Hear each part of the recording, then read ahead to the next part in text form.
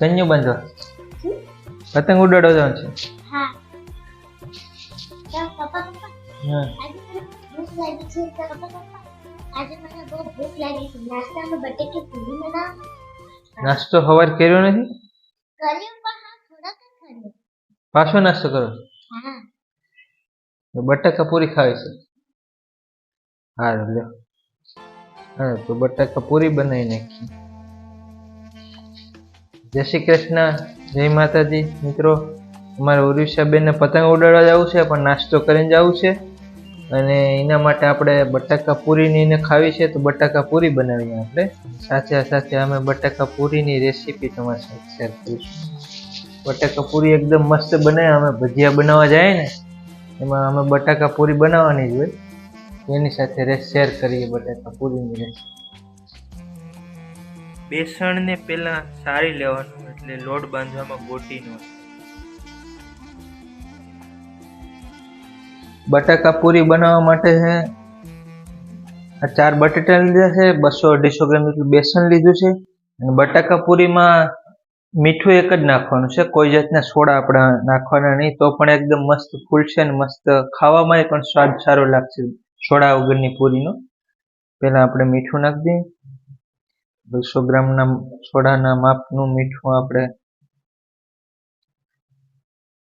થોડી ખારી હોય તો પૂરી સારી લાગે એટલે 4-5 ગ્રામ જેટલું 1.5 ચમચી જેટલું નાખી દઈએ અને થોડાક અજમા નાખી દઈએ આપણે. અડધી ચમચી અજમા નાખી દઈએ અને પાણી નાખી દઈએ. ઉર્વિશાબેન કે મારે બેટર બાંધવું છે તો તું બાંધ હલાય.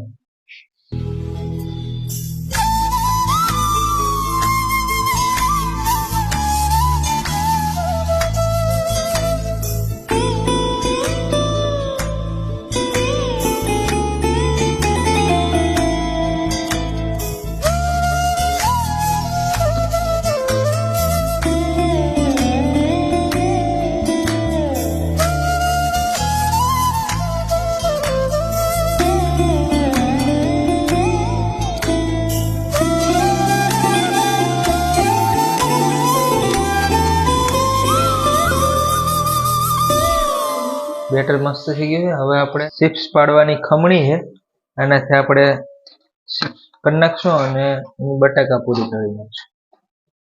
તેલ આપણે ગરમ કરવા મૂકી દીધું છે. આપણે બટાકાની ચિપ્સ બનાવી લઈએ એટલે પછી આને તળી નાખશું.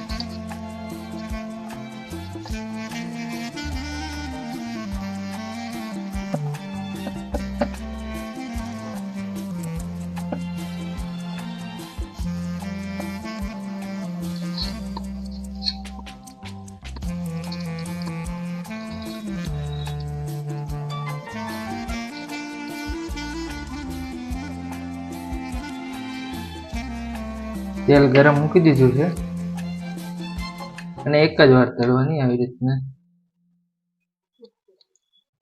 તેલ ગરમ રાખવાનું.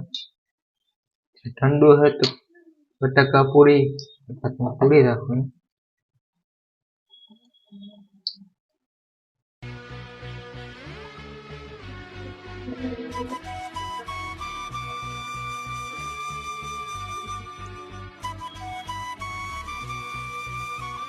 છોકરાઓને બટાકા પૂરી ભાવતી હોય સાવ ઈજી છે, નાસ્તામાં બનાવી દેવાની, છોકરાઓને ખાવાની મજા આવે.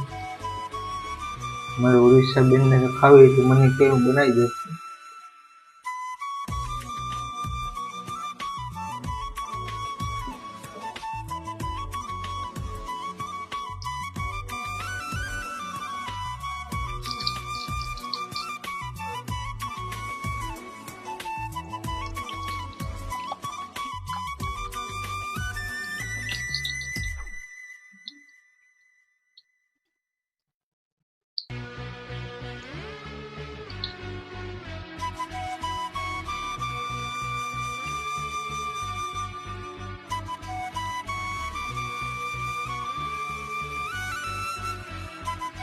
મસ્ત ફૂલીને બની ગઈ છે બટાકા પૂરી.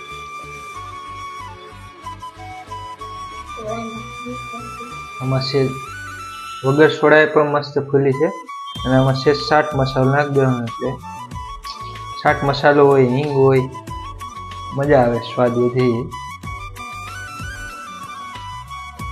ખાવા માં પછી દબાવવા માં થાય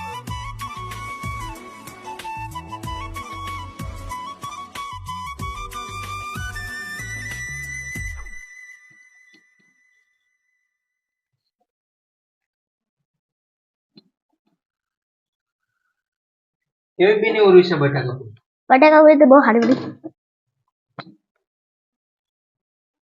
ખાવા માં તારે ભૂખ લાગી છે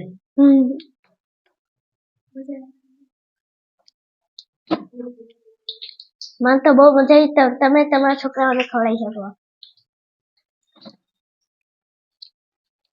જો તમે हमारे वीडियो सारो लाइक गए तो लाइक और शेयर और सब्सक्राइब करना ना भूलता. મળીએ હવે અગલા વિડિયો સાથે. બાય.